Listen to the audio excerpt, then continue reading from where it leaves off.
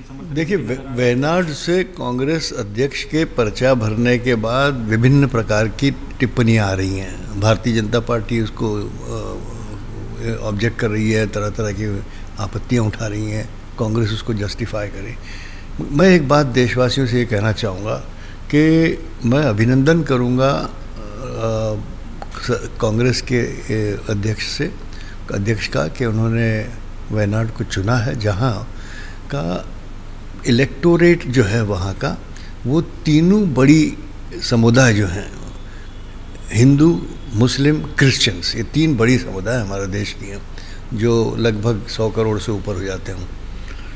उन तीनों के जो फिगर्स हैं वहाँ वोटिंग के, उनको ऐसा लगेगा कि भाई हमारे वोटों की वजह से कोई जीत गया, वरना क्या हिंदू बहुमत हिंदू बहुमत हिंदू बहुमत।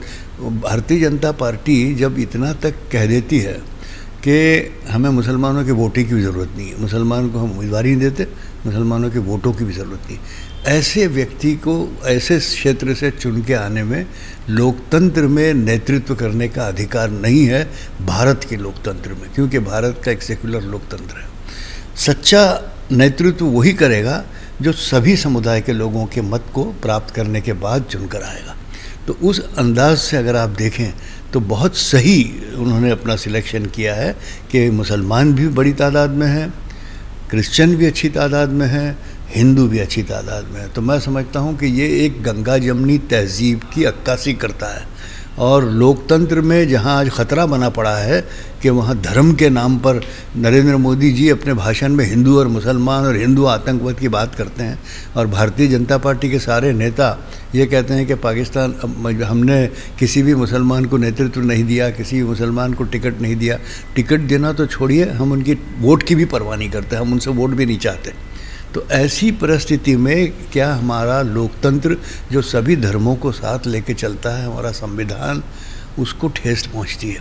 और मैं समझता हूं उसके जवाब में कुदरती तौर पर एक ऐसी हालत बन गई है कि कांग्रेस के अध्यक्ष ने ऐसी जगह से नामांकन पद भरा है जहां तीनों बड़े धर्मों के लोगों को ये गर्व रहेगा कि हमने चुन के दिया है उनको, हमारा नेतृत्व। अगर वो कल को प्रधानमंत्री बन गए तो उन्हें और ज़्यादा गर्व होगा, प्रधानमंत्री न भी बने तो हमारे क्षेत्र का नेतृत्व करने के लिए हमारी राय जो है वो अहमियत रखती है। ये तीनों समुदाय के लोग कहेंगे, जो और कहीं मुश्किल होना। हाँ बिल्कुल, देखिए प्रियंका गांधी ने कहा, कांग्रेस के लोगों ने अपने हक में कहा। मैंने जो आपको बात बताई है वो एक स्टैटिस्टिक और सेक्युलरिज्म के पेश नज़र से बताई है।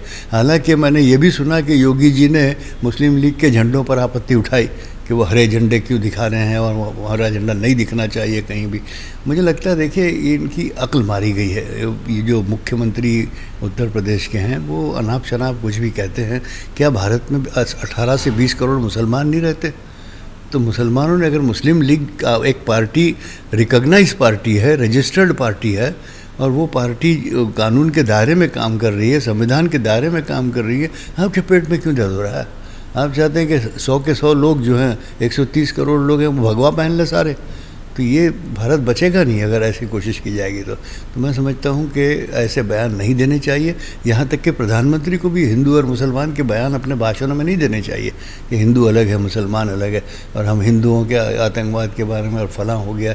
और जिस तरह के भाषण प्रधानमंत्री के आ रहे हैं, तो मुझे दुख है कि मैं नहीं समझता कि किसी भी इतिहास में भारत के प्रधानमंत्री ने जवाहरलाल नेहरू से लेकर नरेंद्र मोदी तक, इनको छोड़ें अगर, तो इन तक के किसी भी प्रधानमंत्री ने इतने निचले स्तर पर जाकर अपने घोषणा नहीं, चुनावी व्यक्तित्व नहीं किया।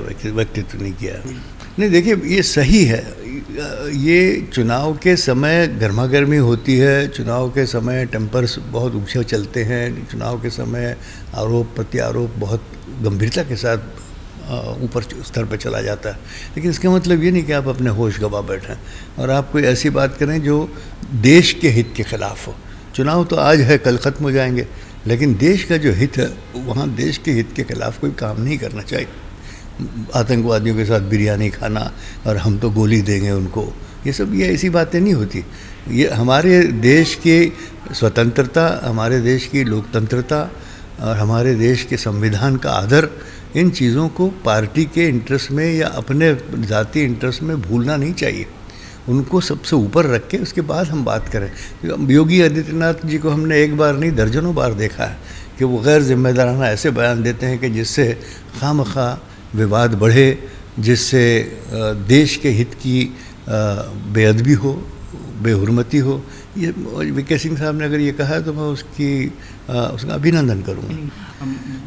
देखिए एल के अडवाणी जी का व्यक्तित्व तौर पर मैं आदर करता हूँ, इसलिए कि वो नेशनलिस्ट हैं, उन्होंने देश के लिए काफ़ी योगदान दिया है। हालांकि मुसलमानों के ख़िलाफ़ उन्होंने बहुत सारी बातें कही जो हम नज़रअंदाज नहीं कर सकते, और उसके बावजूद भी भारतीय जनता पार्टी के हयात में आज सबसे बड़े कद के वो नेता हैं, और बदकिस्मती से उन्हें दूध की मक्खी की तरह से निकाल के फेंक दिया गया।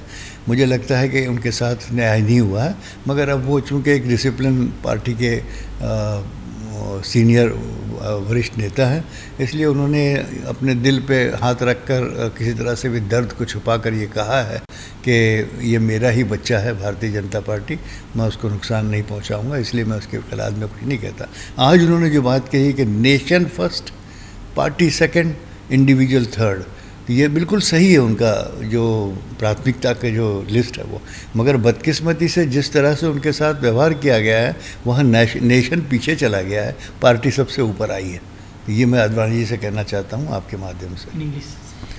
Well, L.K. Advani ji seems to be sulking. In fact, injustice according to us has been done to him. There was no reason for him to have dislodged him. So many 543 constituencies are there. The father figure who is the creator of the party as a matter of fact, and who was second to Atalji in his stature, political contribution and stature, he should not have been left out like this. It's an insult to him according to our assessment.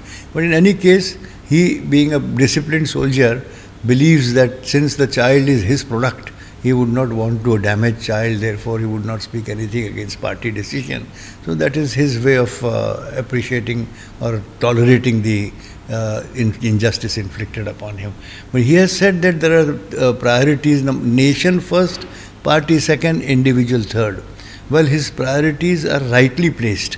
But what has happened to him, in that case, party first, nation second it has come, and third is individual. This is how he has been treated. नहीं देखिए, तो ये किसी न किसी राजनेता के कहीं ना कहीं नज़दीक के दूर के रिश्तेदार पर कभी कहीं कोई बात आती है, या अगर वो किसी राजनेता से न भी जुड़ा हो, कोई साधारण व्यक्ति हो, तो उसका अगर कहीं नाम आता है उससे पूछताछ होती है। तो एक साधारण तरीका है काम करने का, जांच करने का, चाहे वो सीबीआई हो, चाहे वो ईडी हो, चाहे वो एनआईए हो, चाहे कोई भी। अगर ऐसा लगता है कि किसी के पूछताछ से तफ्तीश आगे बढ़ सकती है, तो ज़रूरी नहीं कि उसको हम संशय से देखें या उसको हम गुनहगार समझें। हो सकता है कि वो एक अच्छा गवाह बन सकता है मामले का, उसको कुछ जानकारी हो। तो इसलिए एट दिस स्टेज, इस मरहले पर हमें कंक्लूजन नहीं ड्रॉ करना चाहिए कि अरे वो तो इतने बड़े नेता का रिश्तेदार है और देखिए क्या गड़बड़ी है। ऐसा करना ठीक नहीं होगा।